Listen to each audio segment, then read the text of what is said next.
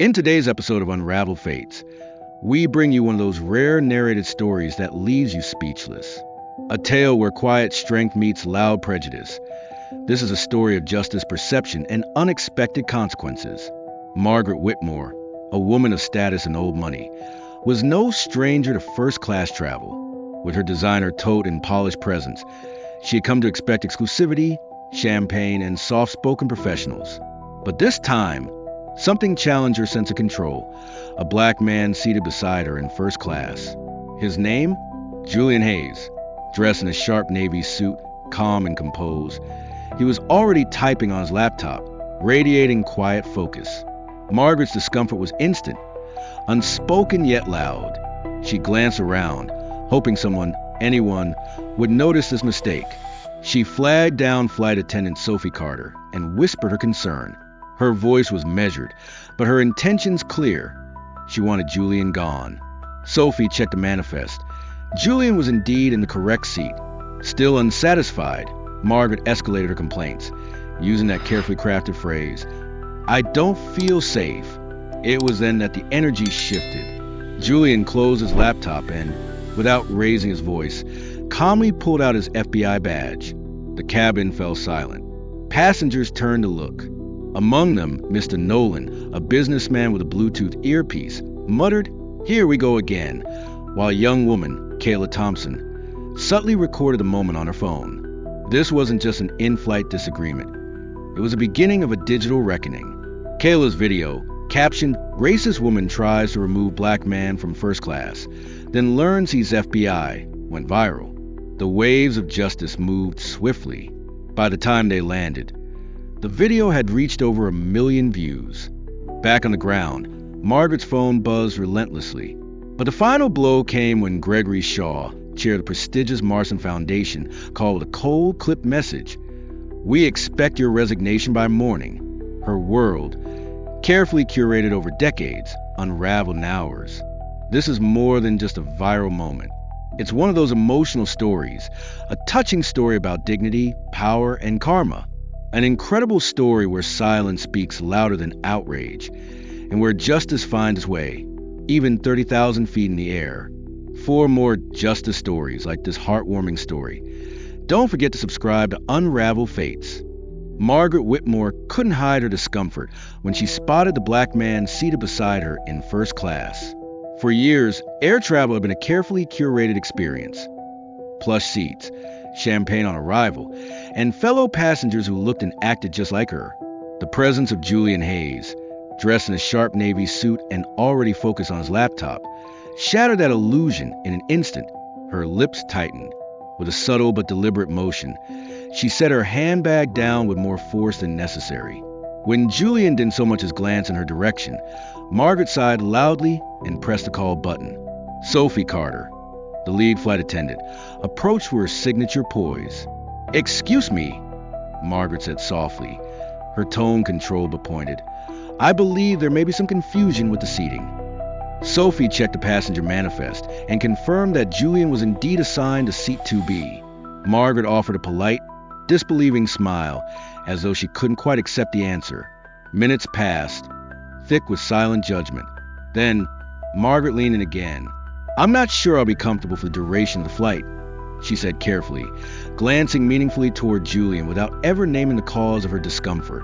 Sophie raised an eyebrow but nodded, offering to check for available seats. Unfortunately, first class was full. Margaret's response was immediate. "If there are no seats left for me," she said, "perhaps this gentleman would be willing to move to economy?" The suggestion hung in the air like smoke. Across the aisle, Mr. Nolan, a businessman with a Bluetooth headset, shifted subtly, his eyes narrowing as he listened. Julian said nothing. He kept typing, composed and silent, never acknowledging the tension beside him. But everyone felt it. Margaret wasn't simply requesting a seat change. She was issuing a challenge, questioning whether Julian belonged in that space at all. Her tone was polite, her smile restrained, but her message was unmistakable. In her mind, first class was not meant to include men like Julian Hayes. The cabin didn't erupt.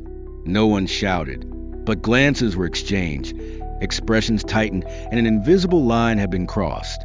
And while Julian remained silent, his refusal to move or even flinch spoke volumes. Julian Hayes remained entirely unfazed, while Margaret Whitmore shifted in her seat, fingers tapping anxiously against the armrest and lips pressed into a tight, forced smile. Julian didn't even glance in her direction. He sat tall and composed, his back straight, one leg crossed over the other, his fingers moving with precision across the keyboard of his sleek laptop. The screen's glow reflected faintly off the lenses of his glasses, giving him an air of detached focus, like the rest of the cabin, and especially the woman beside him, didn't exist. That, more than anything, unsettled Margaret. She was used to being acknowledged, a glance, a polite smile, an expression of deference. Something, anything, that would reaffirm her position. But Julian gave her nothing.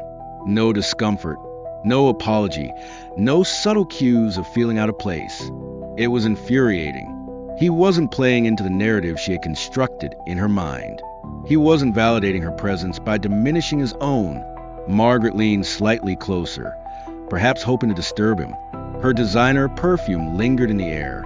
Still, Julian didn't blink. She coughed softly, adjusted her bag, even accidentally bumped his armrest. Nothing. His silence, his stillness. It wasn't passive. It was power. The more she fidgeted, the more his calm unnerved her. Her discomfort grew not because of what he did, but because of what he refused to do. He wouldn't yield, wouldn't flinch, wouldn't grant her even a flicker of control she desperately sought. Across the aisle, Mr. Nolan observed through the corner of his eye, subtly angling his phone downward as if checking a message, but clearly aware of the quiet standoff. A few rows behind, Kayla Thompson casually raised her phone, the camera lens catching reflections of the scene unfolding in front of her. But none of it pierced Julian's composure. He wasn't unaware, he was simply above it. Margaret couldn't take it. Her irritation turned inward, transforming into frustration, then offense. How dare he ignore her? How dare he sit there like he belonged, like he had nothing to explain? But that was exactly the point. Julian didn't owe her an explanation, and his refusal to engage only magnified her sense of powerlessness. She had miscalculated. She had expected resistance or apology.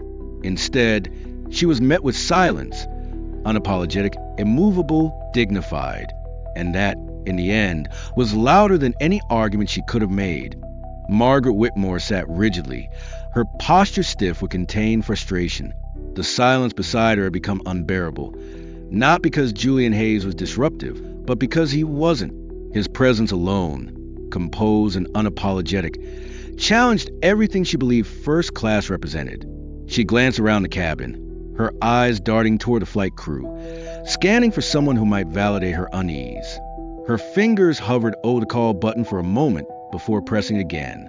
The soft chime sounded overhead, and Sophie Carter, the lead flight attendant, reappeared a few moments later with her usual professional demeanor.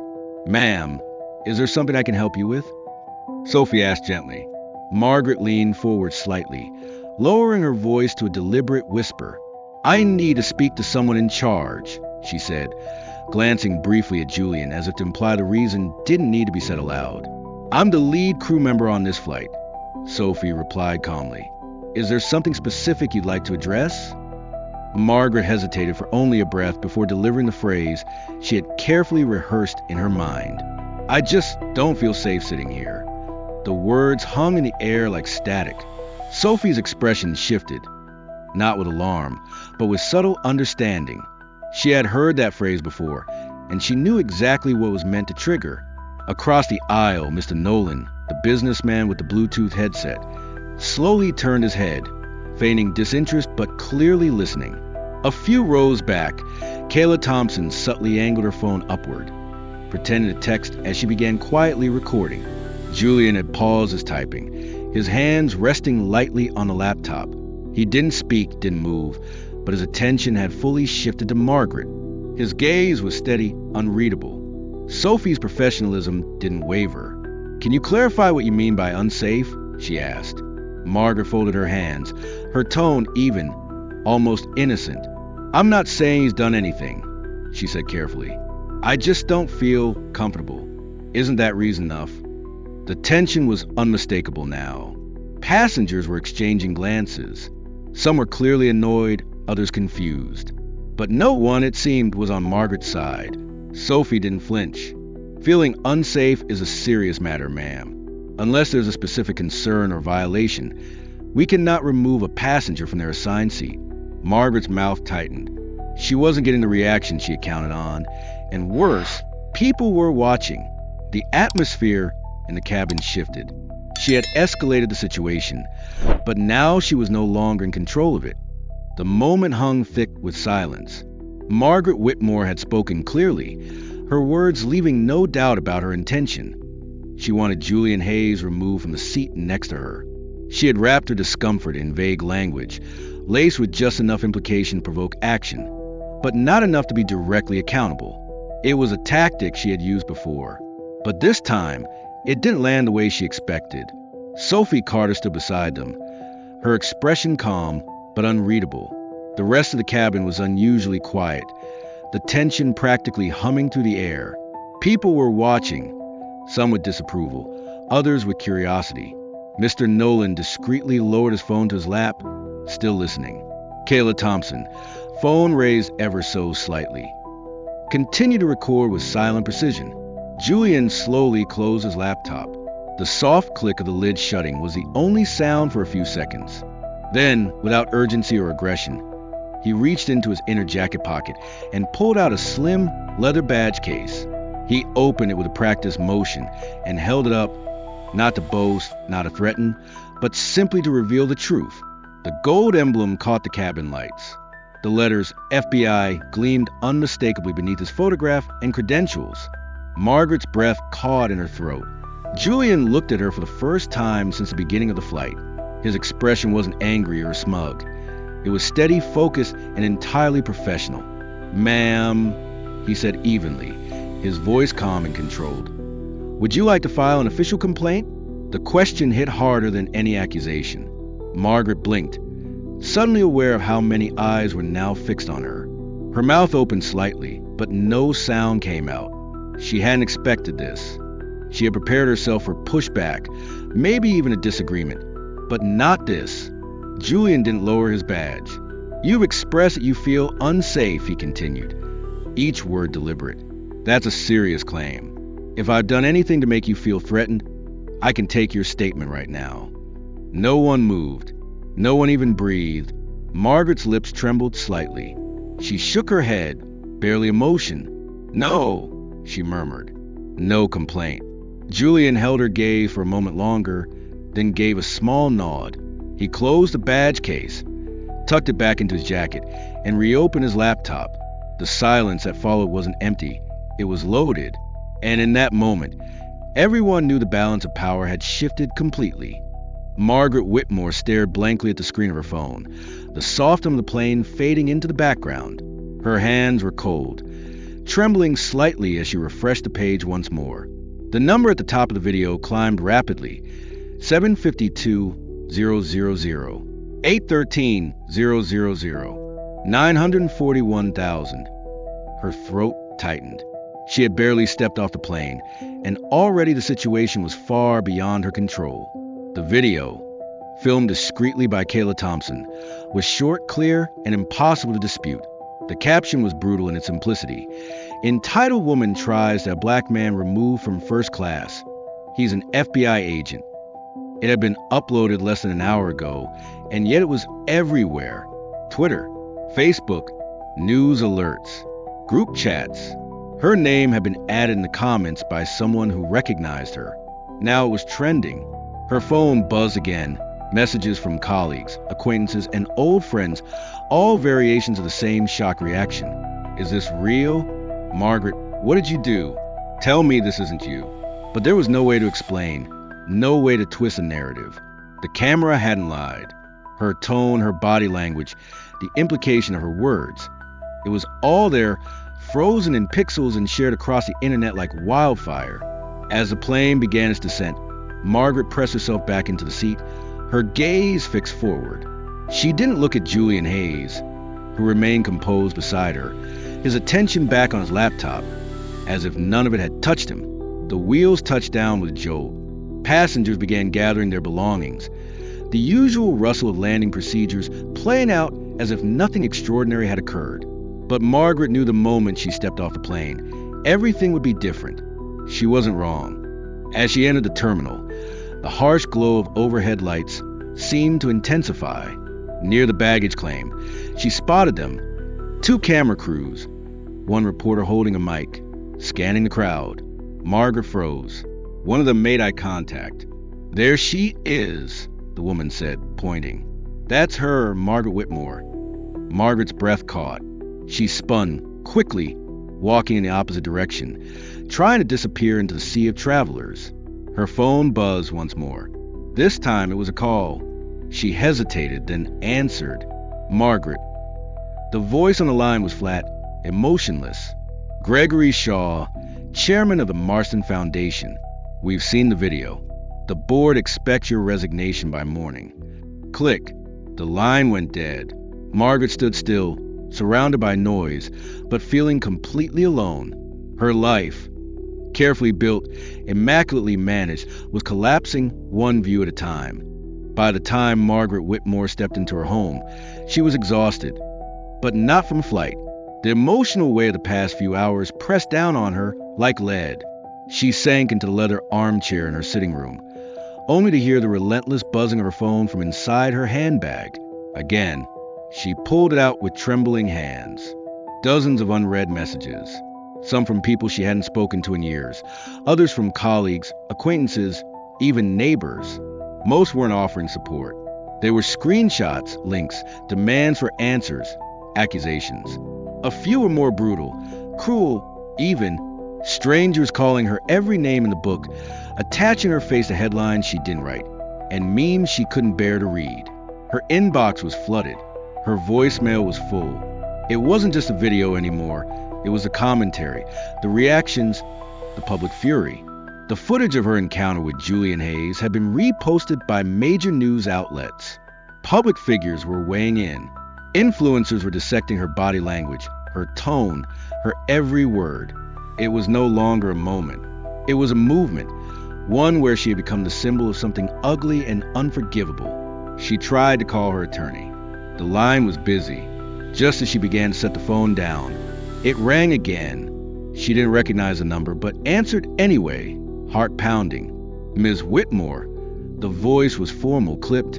"This is Gregory Shaw from the Marston Foundation." Her stomach turned. Gregory didn't wait. "The board has met regarding your involvement with our organization.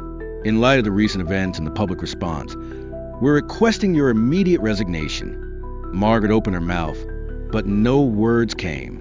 She had served on the foundation's board for nearly a decade.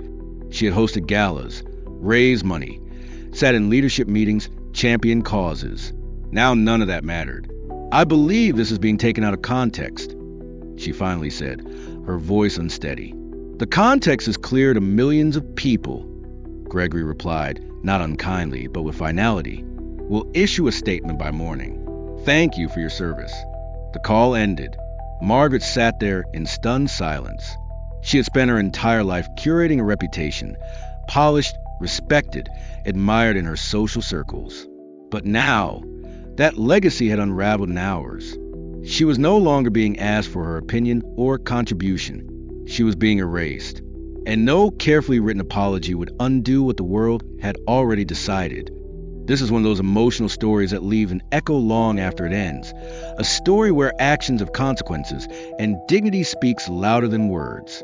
Presented by Unraveled Fates, it's a powerful reminder that quiet strength often outlasts public outrage. Julian Hayes, the black man at the center of this heartwarming story, resumed his work as if nothing had happened.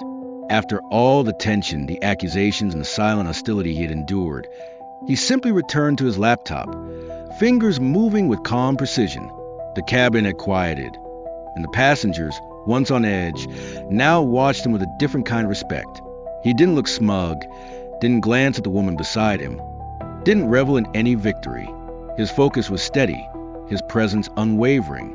Beside him, Margaret Whitmore sat in silence, rigid, pale, and disconnected. Her hands clenched her phone tightly, the screen still lit with headlines and viral clips. The internet had spoken. The world had seen. Her name was now synonymous with entitlement and discrimination. No carefully curated biography or philanthropic resume could outweigh what people had watched with their own eyes. She had tried to rewrite the narrative mid-flight, subtly casting Julian as a threat, but the truth had answered back with a louder voice. And now, she wasn't just a woman who made a mistake. She was a symbol. Her legacy, once polished and unchallenged, had been swept away in the waves of justice that followed. Meanwhile, Julian represented something else entirely. He hadn't shouted, hadn't defended himself with anger. His calm, measured presence had become the story's anchor. In a cabin full of strangers, he had shown what real power looked like. His stillness had been stronger than confrontation. His badge, a silent but definitive statement, had spoken for him. And it is that image of a man composed and undeterred beside a woman unraveling under the weight of her own decisions that defines the conclusion of this tale. For viewers who appreciate narrated stories, this is one of those rare, incredible stories where justice doesn't need to be loud to be felt. It's a touching story of integrity, holding its ground in the face of quiet cruelty. And in the end, it's a reminder that the truth, once revealed, needs no defense. This has been another entry in our collection of justice stories here at Unraveled Fates, where every action matters and every voice, even the silent ones, leaves a lasting mark.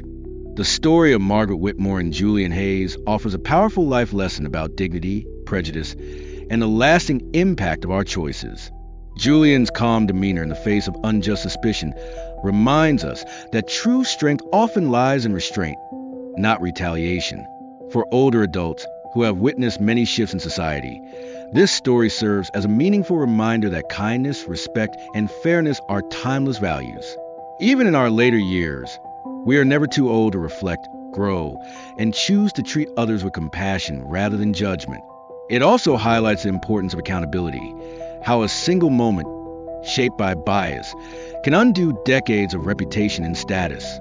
In contrast, integrity and grace leave a quiet, lasting impression.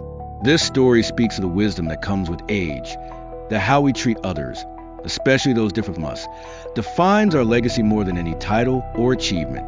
As elders, we have the opportunity to lead by example, showing younger generations that dignity, humility, and empathy are not signs of weakness, but the truest marks of character.